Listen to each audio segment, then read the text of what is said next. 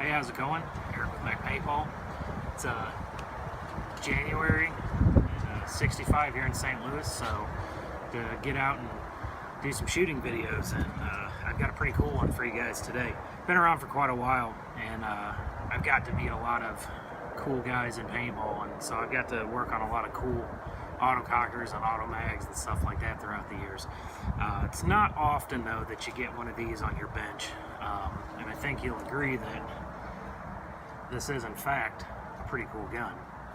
A couple months ago I was contacted by Eric Roberts about a Bob Long that I had for sale, and he purchased that and then hit me up a little while later and asked me about going through some of his old team guns. Little did I know it would be an actual push gun. But yeah, he sent it in along with this really clean slab gun. It's got some tricks up its sleeve, not totally stock, but it's a nice sleeper. But I'll just kind of go through this, what we did, what he did, and as you can see, this is your 2000 World Cup champion gun. This was also makes an appearance along with Eric in Push, as many or most of you would know. A couple cool things that set this apart. This is not long after the Bob Long's Ironmen and Bob and Ironmen split. This is actually an OTP G1 autococker. Identifying feature is the half-cut pump arm slot that goes down in the back. A lot of these guns later on would come with benchmark grip frames with OTP or G1 laser engraved in the back. This one's got a die frame on it. Some of the other guns like this I've seen, team guns, got a hodgepodge of stuff. I've seen it with Bob Long sliders, die sliders like this one, G1 mark benchmarks. There's not a ton of these guns floating around, obviously. Wasn't long after this that guys started making the jump over to mechanical. But this one, it's got some character. It's a little beat up. It's got some dings and what we would call character. But basically what I did is I completely broke this gun down, sonic cleaned everything, rebuilt it. It's got ShockTech lower tube in there, so replaced the rat valve seal, polished up the hammer, installed, it had chrome ShockTech pneumatics on it. Eric wanted to go with black, so we installed a brand new set of ShockTech pneumatics with the Bomb 2 on here. But this gun's super smooth. Eric did the trigger work on here, and if you notice that custom brass trigger shoe, you just don't see a whole lot of those anymore. And getting to talk to him, I got a little bit of history on this. You know, Eric worked at Cap back in the day, and he actually did a lot of the trigger jobs and stuff in there. So if you had like a Cap cocker and sent your marker in for custom work, chances are he touched, you know, had hands on it. But this one, if you notice, it's got the Armson sight on there, but it's not mounted to the sight rail. They actually milled out the sight rail and slotted the back of the gun as well as the base of the sight so you could get that in there. He said he actually did this, him and Billy Wing did this in Billy's gun shop back in the day. So it's got some cool features on here. Obviously it's got the Ironman logo engraved on there along with Eric's name.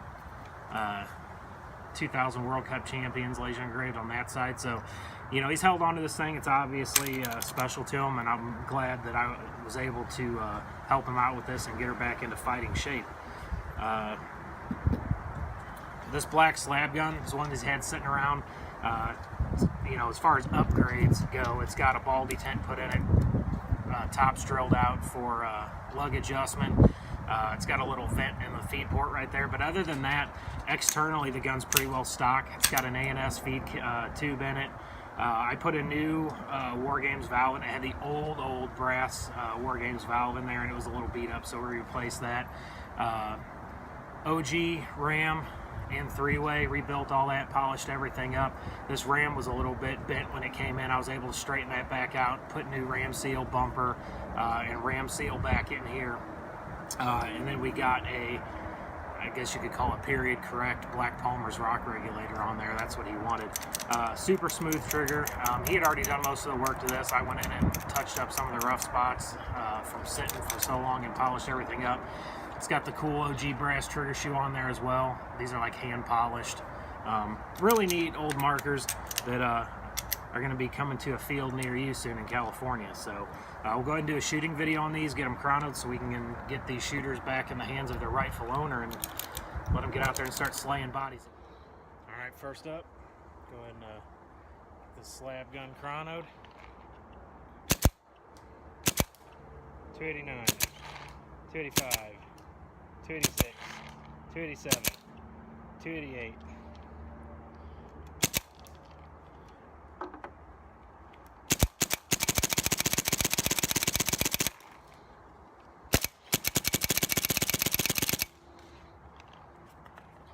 Sleeper, man, telling you, look out.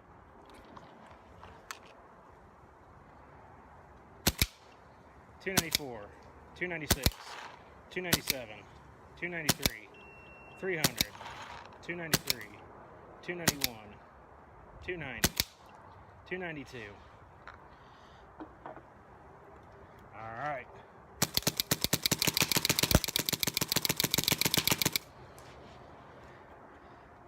We got to do this up right.